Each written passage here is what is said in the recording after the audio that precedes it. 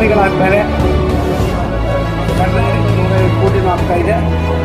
ಕರ್ನಾಟಕದಲ್ಲಿ ಒಂದು ವ್ಯವಸ್ಥಿತವಾದ ಸುಸಜ್ಜಿತವಾದ ಆ ನಡೆದಾಡುವ ದೇವರ ಹೆಸರು. ಬೀರೂರು ರೈಲ್ವೆ ಸ್ಟೇಷನ್ ವೀಕ್ಷಣೆಗೆ ಬಂದ ಕೇಂದ್ರ ರೈಲ್ವೆ ಸಚಿವರಾದ ವಿ ಸೋಮಣ್ಣನವರು ಚಿಕ್ಕಮಗಳೂರು ಜಿಲ್ಲೆಯ ಬೀರೂರಿನ ರೈಲ್ವೆ ಸ್ಟೇಷನ್ನಲ್ಲಿ ವಿಶೇಷವಾಗಿ ಬಂದ ರೈಲ್ವೆ ಸಚಿವರಾದ ವಿ ಸೋಮಣ್ಣನವರು ಸ್ಟೇಷನ್ ಆವರಣದಲ್ಲಿಯೇ ಕುಳಿತು ಮಾಧ್ಯಮಗಳಿಗೆ ಪ್ರತಿಕ್ರಿಯಿಸುತ್ತಾ ಅಧಿಕಾರಿಗಳನ್ನು ಪ್ರಶ್ನಿಸುತ್ತಾ ಮಾಹಿತಿಯನ್ನು ಪಡೆದುಕೊಂಡ ಸಚಿವರು ರೈಲ್ವೆ ನಿಲ್ದಾಣದ ಕೆಲಸಗಳು ಸಮಸ್ಯೆಗಳನ್ನು ತಿಳಿದು ಪರಿಹರಿಸುವಂತೆ ರೈಲ್ವೆ ನಿಲ್ದಾಣದ ಅಧಿಕಾರಿಗಳಿಗೆ ತಿಳಿಸಿದರು. ಹಾಗೆ ವಿಶೇಷವಾಗಿ ಇನ್ನು ಮುಂದೆ ಒಂದೇ ಭಾರತ್ ರೈಲು ನಿಲುಗಡೆ ಬೀರೂರಿನಲ್ಲಿ ಚಾಲನೆ ನೀಡುತ್ತೇನೆ ಎಂದು ಭರವಸೆ ನೀಡಿದ್ದಾರೆ. ಹಾಗೂ 10,000 ಜನರಲ್ ಕೋಚ್ಗಳಿಗೆ ವಿಶೇಷವಾದ ಸೌಲಭ್ಯಗಳನ್ನು ಮಾಡುವುದಾಗಿ ತಿಳಿಸಿದ್ದಾರೆ. ಹೆಣ್ಣು ಮಕ್ಕಳ ರೈಲ್ವೆ ನಿಲ್ದಾಣಗಳಲ್ಲಿ ಸುರಕ್ಷತೆ ಮೊದಲ ಆದ್ಯತೆ ನೀಡಬೇಕೆಂದು ಅಧಿಕಾರಿಗಳಿಗೆ ಸೂಚಿಸಿದ್ದಾರೆ. ಈ ಶ್ರೀ ವಿ ಸೋಮಣ್ಣನವರು ಶಿವನಿ ರೈಲ್ವೆ ನಿಲ್ದಾಣದಲ್ಲಿ ಯಶವಂತಪುರ ಜಂಕ್ಷನ್ ವಾಸ್ಕೋಡಿಗಾಮ ಎಕ್ಸ್ಪ್ರೆಸ್ ರೈಲಿಗೆ ಭಾನುವಾರದಂದು ಹಸಿರು ನಿಶಾನೆ ತೋರಿಸುವ ಮೂಲಕ ಚಾಲನೆ ನೀಡಿದ್ದಾರೆ. ಉದ್ದೇಶಿಸಿ ಮಾತನಾಡಿದ ಸಚಿವರು ಕರ್ನಾಟಕ ರಾಜ್ಯಕ್ಕೆ ರೈಲ್ವೆಗೆ ಅಪಾರವಾದ ಕೆಲಸಗಳು ಹಾಗೂ ಅಭಿವೃದ್ಧಿಯ ಕಾರ್ಯಗಳು ಒತ್ತು ಕೊಟ್ಟಿದ್ದೇವೆ ಎಂದು ಮಾನ್ಯ ರೈಲ್ವೆ ಮತ್ತು ಜಲಶಕ್ತಿ ಖಾತೆ ರಾಜ್ಯ ಸಚಿವರಾದ ಶ್ರೀ ವಿ ಸೋಮಣ್ಣನವರು ತಿಳಿಸಿದರು. ಈ ಕಾರ್ಯಕ್ರಮದಲ್ಲಿ ಉಡುಪಿ ಚಿಕ್ಕಮಗಳೂರು ಲೋಕಸಭಾ ಕ್ಷೇತ್ರದ ಸಂಸದರಾದ ಮಾನ್ಯ ಶ್ರೀ ಕೋಟ ಶ್ರೀನಿವಾಸ್ ರವರು ಹಾಗೂ ತರೀಕೆರೆ ವಿಧಾನಸಭಾ ಕ್ಷೇತ್ರದ ಶಾಸಕರಾದ ಶ್ರೀ GH ಶ್ರೀನಿವಾಸ್ ರವರು, ಸ್ಥಳೀಯ ಪ್ರತಿನಿಧಿಗಳು, ಮೈಸೂರು ವಿಭಾಗದ ವಿಭಾಗೀಯ ರೈಲ್ವೆ ವ್ಯವಸ್ಥಾಪಕರಾದ ಶ್ರೀ ಮುದಿತ್ ಮಿತ್ತಲ್ ಹಾಗೂ ಶ್ರೀ ಹಿರಿಯ ರೈಲ್ವೆ ಅಧಿಕಾರಿಗಳು ಹಾಗೂ ಸಾರ್ವಜನಿಕರು ಉಪಸ್ಥಿತರಿದ್ದರು. 27-28 ಒಳಗಡೆ ಎಲ್ಲರೂ ಕೂಡ ಮುಗಿಸ್ತಕ್ಕಂಥ ಕೆಲಸವನ್ನು ಕೂಡ ನಾವು ಮಾಡ್ತೀವಿ. ಭಾರತ ಸರ್ಕಾರ ಏನು ಬಡ್ಜೆಟನ್ನು ಸಾಮಾನ್ಯ ಬಡ್ಜೆಟ್ಗೆ ಸೇರಿಸಿದ ಮೇಲೆ ರಿವಿಲ್ಯೂಷನ್ ಆಗ್ತಾ ಇದೆ. ಭಾರತ ಸರ್ಕಾರ ಸನ್ಮಾನ್ಯ ನರೇಂದ್ರ ಮೋದಿ ಅವರು ರಾಷ್ಟ್ರದ ಪ್ರಧಾನಿಗಳಾದ್ಮೇಲೆ ಕರ್ನಾಟಕದಲ್ಲಿ ROB ಮತ್ತು RUB ಲೆವೆಲ್ ಕ್ರಾಸಿಂಗು, ಮೇಲ್ ಸೇತುವೆ ಮತ್ತು ಕೆಳ ಸೇತುವೆ ಅದರದ್ದು ಒಂದು ದೊಡ್ಡ ಆಂದೋಲನ ನಡೀತಾ ಇದೆ. ಒಂದೊಂದು ಸಾರಿ ಒಂದು ರೈಲ್ವೆ ಒಂದು ROB RUB ಮಾಡಬೇಕಾದ್ರೆ 10 ವರ್ಷ, 15 ವರ್ಷ, 20 ವರ್ಷ ಬೇಕಾಗಿತ್ತು. ನಾನು ಬೆಳಗ್ಗೆ ಹೊರಟವನು ಎಲ್ಲ ಅಲ್ಲಿಯ ಸ್ಥಳೀಯ ಅಧಿಕಾರಿಗಳು ಜೊತೆಲಿರ್ತಾರೆ. ಬೆಂಗಳೂರಿಗೆ ಸುತ್ತಮುತ್ತ 100 ಕಿಲೋಮೀಟರ್ನಲ್ಲಿ ಎಷ್ಟು ROB ಇದೆ, ಎಷ್ಟು RUB ಇದೆ, ಎಷ್ಟು ಕಂಪ್ಲೀಟ್ ಆಗಿದೆ, ಎಷ್ಟು ಕಂಪ್ಲೀಟ್ ಆಗಿಲ್ಲ, ಅವತ್ತಿಗೆ ತಕ್ಕಂತೆ ಮಾಡ್ಕೊಂಡಿರ್ತಕ್ಕಂಥ ಕೆಲವು RUBಗಳು ಫೀಸಿಬಿಲಿಟಿ ಇಲ್ಲ. ಇವತ್ತು ಬೆಂಗಳೂರು ಬೆಳೆದೋಗಿದೆ, ಅದಕ್ಕೆ ತಕ್ಕಂತೆ ಏನು ಮಾಡಬೇಕು ಇಂಥ ಅನೇಕ ಚಿಂತನೆಗಳೆಲ್ಲ ಮಾಡಿ 8ನೇ ತಾರೀಕು ಬೆಳಗ್ಗೆ ನಾನು ಸಂಬಂಧಪಟ್ಟಂಥ ಎಲ್ಲ ಅಧಿಕಾರಿಗಳನ್ನು ಕರೆಸಿ ಇನ್ನು 3 ವರ್ಷದಲ್ಲಿ 90% ಎಲ್ಲೂ LC ಗೇಟ್ ಇಲ್ದಾಗೆ ಟ್ರೈನ್ಗಳನ್ನು ಮಾಡ್ತಕ್ಕಂಥದ್ದು ಒಂದು ಕಡೆ ಆಯ್ತದೆ. ನಿಮ್ಮ ಬೀರೂರಿನ ರೈಲ್ವೆ ಸ್ಟೇಷನ್ಗೆ ಒಂದು RUB ಬೇಕಾಗಿತ್ತು. ಸಾರಿ ನೀವು ಇರಲಿಲ್ಲ, ದೇವರಾಜು ಇದ್ದರು, ನಮ್ಮ ಪಾರ್ಟಿ ಬಹುತೇಕರಿದ್ದರು. ಅದು ಈಗಾಗಲೇ ಸ್ಯಾಂಕ್ಷನ್ ಆಗಿದೆ. ಸರ್ವೇದು ಸ್ವಲ್ಪ ಪ್ರಾಬ್ಲಮ್ ಇತ್ತು. ನಾನು ಬರಬೇಕಾದ್ರೆ ಜಿಲ್ಲಾಧಿಕಾರಿಗಳಿಗೆ ಮತ್ತು ತಹಸೀಲ್ದಾರ್ಗೆ ಇಬ್ಬರಿಗೂ ಮಾತಾಡಿ ಅದು ಕೂಡ ಬಗೆಹರಿಸಿದೆ. ಅದು ಕೂಡ ಕಾಮಗಾರಿಯನ್ನು ಕೂಡ ನಾವು ಪ್ರಾರಂಭ ಮಾಡ್ತೀವಿ.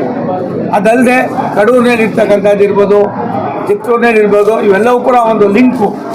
ಈ ಎಲ್ಲ ಲಿಂಕಲ್ಲೂ ಕೂಡ ಒಂದು ವ್ಯವಸ್ಥಿತ ಮಾಡ್ತಾಯಿದ್ದೀವಿ. ಮೊನ್ನೆ ತಾನೇ ನಾವು ವೆಂಕಟೇಶ್ವರ ತಿರುಪತಿಯಿಂದ ಒಂದು ಟ್ರೈನನ್ನು ವೆಂಕಟೇಶ್ವರ ಬಿಟ್ಟಿದ್ದೀವಿ ಚಿಕ್ಕಮಗಳೂರಿಂದ. ಇವಾಗ ನಮ್ಮ ಪೂಜಾರದ್ದು ಒಂದು ಬೇಡಿಕೆ ಇದೆ, ಅದು ಶಿವನಿದು, ಅದು ಬರ್ತೀನಿ ಚಿಕ್ಕಮಗಳೂರು ತಿರುಪತಿಯಿಂದ ಚಿಕ್ಕಮಗಳೂರಿಗೆ ಇನ್ನೊಂದು ವಾಪಸ್ ಟ್ರೈನ್ ಕೊಡಿ ಅಂತ ಅಂದ್ಬಿಟ್ಟು ಅದು ಒಂದು ಬೇಡಿಕೆ ಇದೆ. ಅದನ್ನು ಕೂಡ ಕೂಲಂಕುಷ ಚರ್ಚೆ ಮಾಡ್ತಾ ಇದ್ದೀವಿ. ಇವತ್ತು ವಾಸ್ಕೋಡಿ ಗ್ರಾಮ ಟ್ರೈನು ಯಶವಂತಪುರ ವಾಸ್ಕೋಡಿ ಗ್ರಾಮ ತುಂಬ ವರ್ಷದ ಬೇಡಿಕೆ ಇತ್ತು. ಅದನ್ನು ಇವತ್ತು ನಾವು ಪ್ರಾಯೋಗಿಕವಾಗಿ ಶಿವನಿಗೆ ಸಾಯಂಕಾಲ 6 ಗಂಟೆ 11 ನಿಮಿಷಕ್ಕೆ 10 ನಿಮಿಷಕ್ಕೆ ಬರ್ತಾರೆ. 1.5-2 ನಿಮಿಷ ನಿಲ್ಲಿಸ್ತಾರೆ. ಬೆಳಗ್ಗೆ ಅವನು 8 ಗಂಟೆ 11 ನಿಮಿಷಕ್ಕೆ ಬರ್ತಾನೆ, ನಿಲ್ಲಿಸ್ತಾನೆ. ಇದು ತುಂಬ ದಿನ ಇದ್ದಿತ್ತು, ಅದು ಮಾಡಿದ್ದೀವಿ. ಅಲ್ಲಿ ಬೇಕಾಗಿರ್ತಕ್ಕಂಥ ಕೆಲವು ಸಣ್ಣ ಪುಟ್ಟ ಕಾಮಗಾರಿಗಳಿದ್ದು ಅದು ಹಣವನ್ನೆಲ್ಲ ಕೊಟ್ಟಿದ್ದೀವಿ. ಅದು ಕೂಡ ಮೇಲ್ದರ್ಜೆಗೆ ಏರಿ ಅದು ಕೂಡ ಆಗ್ತದೆ. ನನಗೆ ತಿಳಿದ ಮಟ್ಟಿಗೆ ನಾನು ಬೀರೂರು ಸ್ಟೇಷನ್ಗೆ ಶಾಸಕನಾಗಿ ಬಂದಿದ್ದೀನಿ, ಕಾರ್ಪೊರೇಟರ್ ಬಂದಿದ್ದೀನಿ, ಮಂತ್ರಿಯಾಗಿ ಬಂದಿದ್ದೀನಿ, ಇದೆಲ್ಲ ಬಂದಿದ್ದೀನಿ. ಬದಲಾವಣೆ ಈ 10 ವರ್ಷದಲ್ಲಿ ಸಾಕಷ್ಟಾಗಿದೆ. ಇನ್ನೂ ಬದಲಾವಣೆ ಮಾಡಬೇಕಾದ ಅವಶ್ಯಕತೆ ಇದೆ. ರಾಷ್ಟ್ರದ ಪ್ರಧಾನಮಂತ್ರಿಗಳು ಏನು ನಮ್ಮ ರೈಲ್ವೆ ಬಡ್ಜೆಟ್ಟು ಸಾಮಾನ್ಯ ಬಡ್ಜೆಟ್ಗೆ ಸೇರಿದ ಮೇಲೆ ನಾವು ಈ ಬಡ್ಜೆಟ್ ಈ ಸಾರಿ ನಮ್ಮದು 7,644 ಕೋಟಿ ಕರ್ನಾಟಕಕ್ಕೆ. ಹಿಂದೆ ಇದ್ದಂಥದ್ದು 830 ಕೋಟಿ ಕೊಡೋರು ದೇವರಾಜ್ ಅವರೇ. UPA ಗೌರ್ಮೆಂಟ್ ಇದ್ದಾಗ ಬರೀ 830 ಕೋಟಿ ಕೊಡೋರು. ಇವಾಗ ನಾವು 7,600 ಕೋಟಿ ಕೊಡ್ತಾ ಇದ್ದೀವಿ. ಅದಲ್ಲದೆ ನಾವು ಹೊಸ ಲೈನ್ಗಳಿಗೆ ಹಿಂದೆ ನಮಗೆ 2009ರಿಂದ 2014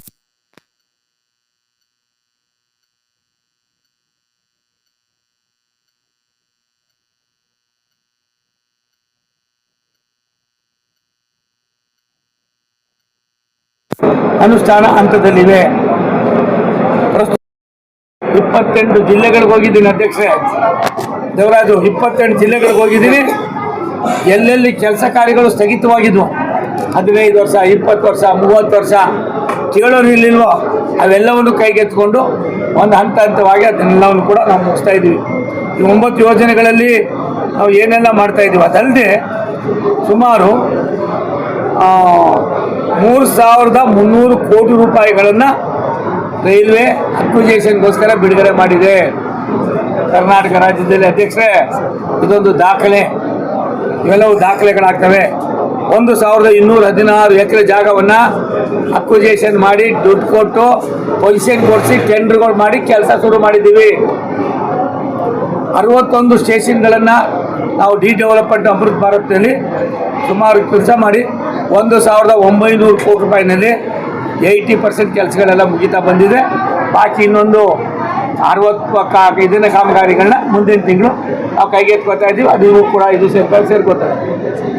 ತುಮಕೂರು ರೈಲ್ವೆ ನಿಲ್ದಾಣ ಪರಮ ಪೂಜ್ಯ ಸಿದ್ಧಗಂಗೆ ಸ್ವಾಮಿಗಳ ಹೆಸರಿಟ್ಟಿದೆ. ಅದನ್ನು ನಿನ್ನೆ ತಾನೇ ಫೈನಲ್ ಮಾಡಿದ್ದೀವಿ. ಅದು 100 ಕೋಟಿ ಇತ್ತು, 140, 150 ಕೋಟಿನೂ ಆಗ್ತಾಯಿದೆ. ಕರ್ನಾಟಕದಲ್ಲಿ ಒಂದು ವ್ಯವಸ್ಥಿತವಾದ ಸುಸಜ್ಜಿತವಾದ ಆ ನಡೆದಾಡುವ ದೇವರ ಹೆಸರಿನಲ್ಲಿ ಆ ಸ್ಟೇಷನ್ ಬರ್ತದೆ. ಅದರ ಶಂಕುಸ್ಥಾಪನೆಯನ್ನು ಸನ್ಮಾನ್ಯ ಗೃಹ ಮಂತ್ರಿಗಳಾದ ಅಮಿತ್ ಶಾ ಅವ್ರ ಕೈಯಲ್ಲಿ ಮಾಡಿಸ್ಬೇಕು ಅಂತ ಒಂದು ಹಂತಕ್ಕೆ ತಂದಿದ್ದೀವಿ. ಚಿತ್ತೂರು ರೈಲ್ವೆ ನಿಲ್ದಾಣ 24 ಕೋಟಿ ರೂಪಾಯಿಂದ ಈಗಾಗಲೇ ಕೆಲಸ ನಡೀತಾ ಇದೆ.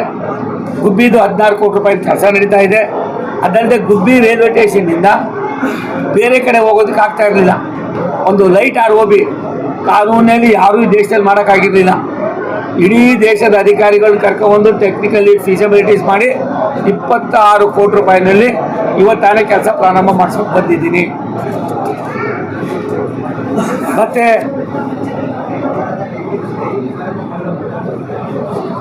1,662 ಕೋಟಿ 62 ಕಿಲೋಮೀಟರ್ ಹೊಸ ಲೈನ್ಗಳ ಮಾರ್ಗವನ್ನು ನಿರ್ಮಾಣ ಮಾಡ್ತಕ್ಕಂಥದ್ದಕ್ಕೆ ತ್ವರಿತಗತಿಯಲ್ಲಿ ಕೆಲಸ ನಡೀತಾ ಇದೆ. ವಿದ್ಯುತ್ಕರಣ 97% ಮುಗಿದಿದೆ. ಇನ್ನು 3% ಇರೋದು. ಎಲ್ಲ ಕಡೆ ವಿದ್ಯುತ್ಕರಣ ಮುಗಿದಿದೆ. ಅದಲ್ದಿರ 2025 ಒಳಗಡೆ ಈ ಡಿಸೆಂಬರ್ ಒಳಗಡೆ 100% ಮಾಡೋದಕ್ಕೂ ಕೂಡ ನಾವು ತೀರ್ಮಾನ ಮಾಡಿದ್ದೀವಿ. 2014-15ರಿಂದ ಇಲ್ಲಿವರೆಗೂ 644 ಮೇಲ್ಸೇತುವೆ ಕೆಳ ಸೇತುವೆಯನ್ನು ಕರ್ನಾಟಕದಲ್ಲಿ ಮುಗಿಸಿದ್ದೇವೆ. ಅದನ್ನು 11 ವರ್ಷದಲ್ಲಿ 644. ಹಿಂದೆ ಇದ್ದಂಥ NDA ಸರ್ಕಾರ ಕರ್ನಾಟಕದಲ್ಲಿ 50 ವರ್ಷದಲ್ಲಿ ಮಾಡಿದ್ದು 230 ROB ಮಾಡಿದ್ದಾರೆ. ಇದು ಎಷ್ಟು ಪಟ್ಟಿಗೆ ದಪ್ಪಟ್ಟಾಯ್ತು ಅನ್ನೋದು ಯೋಚನೆ ಮಾಡ್ಕೋಬೇಕಾಯ್ತದೆ. ಹಾಗಾಗಿ ಇವತ್ತು ನಾವು ROBಯನ್ನು 100% ಮಾಡೋದಕ್ಕೆ ನಾವು ತೀರ್ಮಾನ ಮಾಡಿದ್ದೀವಿ. ನಾವು ಸುರಕ್ಷತೆಗೆ ಹೆಚ್ಚಿನ ಆದ್ಯತೆ ಕೊಡ್ತಾ ಇದ್ದೀವಿ. ಅದು ದೊಡ್ಡ ದೊಡ್ಡ ಜಿಲ್ಲಾ ಕೇಂದ್ರಗಳಿರ್ಬೋದು, ಮತ್ತು ಹೋಬಳಿ ಕೇಂದ್ರಗಳಿರ್ಬೋದು, ಬೇರೆ ಯಾವುದೇ ಸ್ಟೇಷನ್ ಇರ್ಬೋದು. ಇವತ್ತು ಬೀರೂರು ಇಲ್ಲಿ ಒಂದು ಟಾಯ್ಲೆಟ್ಗೆ ಹೋಗ್ಬೇಕಾದ್ರೆ ಮೊದಲು ಬಾಯಿ ಮೂಗು ಮುಚ್ಕೊಂಡು ಹೋಗ್ಬೇಕಾಗಿತ್ತು. ಆ ಥರದ ಕಾಯ್ದೆ ಇವತ್ತಿಲ್ಲ. ಒಳ್ಳೆ ಲ್ಯಾಟ್ರಿನ್ಗಳು ಮತ್ತೊಂದು ಎಲ್ಲವೂ ಕೂಡ ಮಾಡ್ತಾಯಿದ್ದೀವಿ. ವಿಕಲಚೇತನರಿಗೆ ಅವ್ರಿಗೆ ಲಿಫ್ಟ್ಗಳನ್ನು ಅಳವಡಿಸ್ತಕ್ಕಂಥದ್ದು, ಎಕ್ಸಿಲೇಟರ್ಗಳನ್ನು ಹಾಕ್ತಕ್ಕಂಥದ್ದು. ಅವಲ್ದಿರ ಕರ್ನಾಟಕದ ಬಹುತೇಕ ರೈಲ್ವೆ ಸ್ಟೇಷನ್ಗಳಲ್ಲಿ ಏನೋ ಏರ್ಪೋರ್ಟ್ನಲ್ಲಿ ಯಾವ ರೀತಿ ಸವಲತ್ತಿದೆಯೋ ಆ ಸವಲತ್ತುಗಳನ್ನು ಕೂಡ ಕೊಡ್ತಕ್ಕಂಥದ್ದಕ್ಕೆ ನಾವು ಮಾಡ್ತಾಯಿದ್ದೀವಿ. ಒಂದು 89 ರೈಲ್ವೆ ನಿಲ್ದಾಣಗಳಲ್ಲಿ ನಾವು ಬಂದ ಮೇಲೆ ಉತ್ಪನ್ನಗಳು ನಾವೇ ದೇಶೀಯ ಉತ್ಪನ್ನಗಳನ್ನು ಮಾರಾಟ ಮಾಡ್ತಕ್ಕಂಥದ್ದಕ್ಕೆ 89 ರೈಲ್ವೆ ಸ್ಟೇಷನಲ್ಲಿ ಚಾಲನೆಯನ್ನು ಕೊಟ್ಟಿದ್ದೇವೆ. ಒಂದೇ ಭಾರತ್ ಟ್ರೈನು ಇವತ್ತು ಒಟ್ಟು 144 ವಿವಿಧ ರಾಜ್ಯಗಳಲ್ಲಿ ಸುತ್ತಾಡ್ತಾ ಇದೆ. ನಿಮಗೂ ಕೂಡ ಬರಬೇಕು ಅನ್ನೋ ಆಶಯ ಇದೆ. ಅದಕ್ಕೊಂದು ರೂಪವನ್ನು ಕೊಡ್ತೀವಿ.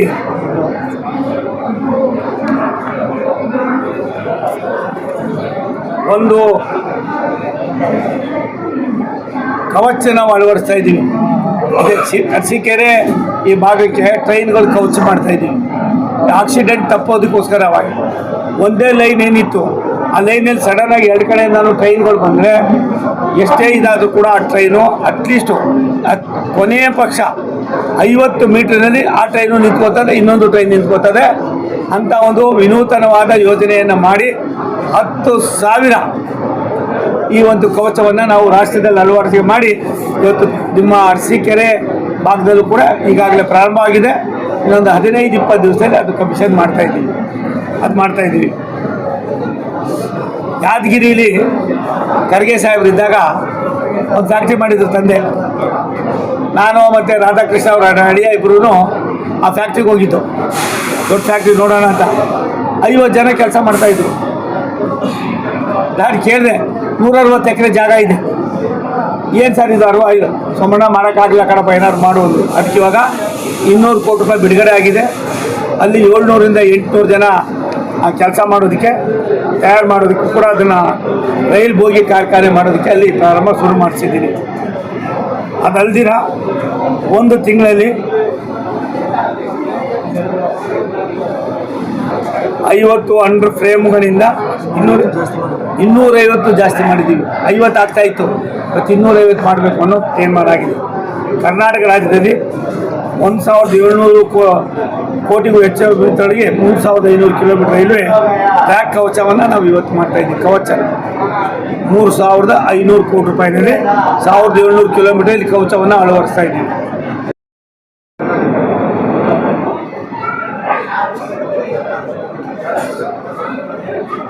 ಒಂದು 10,000 ಸಾಮಾನ್ಯ ಬೋಗಿಗಳನ್ನು ಸಾಮಾನ್ಯ ಟ್ರೈನ್ಗಳಿಗೆ ಅಳವಡಿಸ್ತಾ ಇದ್ದೀವಿ.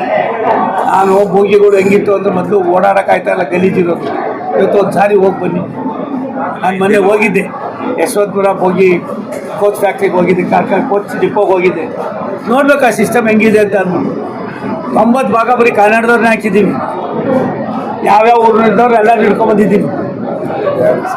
ನಮ್ಮ ಎಲ್ಲ ರಿಪೇರಿ ಮಾಡೋರು, ಟೆಕ್ನಿಷಿಯನ್ನು, ಅಲ್ಲಿ ಕೆಲಸ ಮಾಡೋರು, ಇಂಜಿನಿಯರ್ಸು, ಕಸ ಓಡಿಸೋದ್ರಿಂದ ಹಿಡಿದು ಫಿಲ್ಟ್ರ್ ನೀರು ಹೊಡೆಯೋದ್ರಿಂದ ಹಿಡಿದು ಎಲ್ಲರೂ ಕನ್ನಡದಲ್ಲೇ ಇರಬೇಕು ಅಂತ ಮಟ್ಟಿಗೆ ತಂದು ಒಂದು ಒಳ್ಳೆ ಹಬ್ಬ ಮಾಡ್ತಾಯಿದ್ದೀವಿ ನಾವು. ಆದ್ದರಿಂದ ಇವತ್ತು 7ನೇ ತಾರೀಕು ಸನ್ಮಾನ್ಯ ನರೇಂದ್ರ ಮೋದಿಯವರು ಮತ್ತೆ 4 ಟ್ರೈನ್ಗಳನ್ನು ರಾಷ್ಟ್ರಕ್ಕೆ ಸಮರ್ಪಣೆ ಮಾಡ್ತಾ ಇದ್ದಾರೆ. ವಂದೇ ಭಾರತ್ ಅದರೊಳಗೆ ಒಂದು ಟ್ರೈನು ಕೊಚ್ಚಿ ಎಲ್ಲಿಂದ ಕೇರಳದಿಂದ ಎರ್ನಾಕುಲಂನಿಂದ ಬೆಂಗಳೂರು ಬರ್ತಾ ಇದೆ. ಹೈಯೆಸ್ಟ್ ಡಿಸ್ಟೆನ್ಸ್ ಇರ್ತಕ್ಕಂಥ ಒಂದು ಟ್ರೈನು 780 ಕಿಲೋಮೀಟರ್ ದೂರ ಫಾಸ್ಟೆಸ್ಟ್ ಟ್ರೈನನ್ನು ಮೊದಲನೇ ಬಾರಿಗೆ ಕೇರಳ ಮತ್ತು ಬೆಂಗಳೂರು ಕೊಟ್ಟಿದ್ದಾರೆ. ಸನ್ಮಾನ್ಯ ಪ್ರಧಾನಮಂತ್ರಿಗಳು 7ನೇ ತಾರೀಕು ಅದು ಇನಾಗ್ರೇಷನ್ ಆಗ್ತಾಯಿದೆ. 7ನೇ ತಾರೀಕು ಆಗ್ತಾಯಿದೆ. ನಾನು ಹೇಳಕ್ಕೆ ಹೋದರೆ ಸುಮಾರು ಐತೆ, ನೀವು ಎಷ್ಟು ಬರೀತೀರಿ ಅನ್ನೋ ಗೊತ್ತಿಲ್ಲ ನನಗೆ. ಹಾಗಾಗಿ ನಾವು ನಿಮ್ಮ ಭಾಗದ ಅನೇಕ ಕೆಲಸ ಕಾರ್ಯಗಳನ್ನು ನಾವು ಮಾಡ್ತಾಯಿದ್ದೀವಿ. ಅದಲ್ದಿರ ನಿಮಗೆ ಶಿವನಿನಲ್ಲಿ ನಾವು ಇವತ್ತು ಬಂದಿದ್ದು ಅಲ್ಲಿ ಒಂದು ಪೂಜಾರರ ಒಂದು ಡಿಮ್ಯಾಂಡ್ಗೋಸ್ಕರ ಬಂದಿದ್ದೀವಿ. ಆ ಕೆಲಸ ಕೂಡ ಪ್ರಾರಂಭ ಆಗ್ತದೆ. ಎಲ್ಲ ಕಾಮಗಾರಿಗಳನ್ನು ಕೂಡ ನಾವು ಪ್ರಾರಂಭ ಮಾಡ್ತಾಯಿದ್ದೀವಿ. ಅಲ್ಲಿ ಬೇಕಾಗಿರ್ತಕ್ಕಂಥ ಶಿವನಿಗೆ ಬೇಕಾಗಿರ್ತಕ್ಕಂಥ ತಾಲೂಕಾ ಮಟ್ಟದ ಏನೇನು ಸವಲತ್ತು ಇದೆಯೋ ಎಲ್ಲ ಸವಲತ್ತನ್ನು ಕೂಡ ಅಲ್ಲೇ ಕೊಡ್ತಾ ಇದ್ದೀವಿ. Thank you.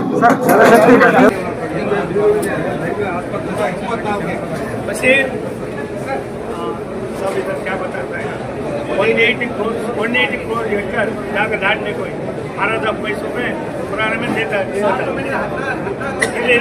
ಅದಕ್ಕೆ ಏನೇನು ಮಾಡಬೇಕಾಗಿದೆ ಜಿಲ್ಲಾ ಕೇಂದ್ರದಲ್ಲಿ ಏನು ಮಾಡೋದಕ್ಕೆ ಸರ್, ಇದೊಂದು ಟರ್ಮಿನಲ್, ಬೀರೂರು ಗಂಟಿಪಟ್ಟೆ ಟರ್ಮಿನಲ್. ಈ ಟರ್ಮಿನಲ್ನ ಏನೇನು ಮಾಡೋದು, ಸ್ಟ್ರೆಂಥನ್ ಮಾಡೋದಕ್ಕಿದೆ ಅವೆಲ್ಲ ಮಾಡ್ತೀವಿ. 184 acres.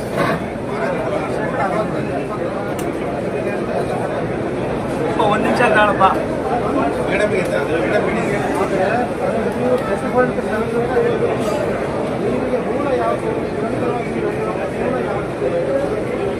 ಒಂದು ತಿಳ್ಕೊಳ್ಳಿ, ಇವರು ತಲೆಯೇ ಬರಲಿಲ್ಲ. ರಾಜ್ಯ ಸರ್ಕಾರ, ಭಾರತ ಸರ್ಕಾರ ನರೇಂದ್ರ ಮೋದಿಯವರು ಶುದ್ಧ ಕುಡಿಯೋ ನೀರನ್ನು ಕೊಡಬೇಕು ಅನ್ನೋ ದೃಷ್ಟಿಯಿಂದ ಇಡೀ ಭಾರತ ದೇಶದಲ್ಲಿ 3 ಕೋಟಿ ಜನರಿಗೆ ಶುದ್ಧ ಕುಡಿಯೋ ನೀರಿದ್ದು ಅದನ್ನು 15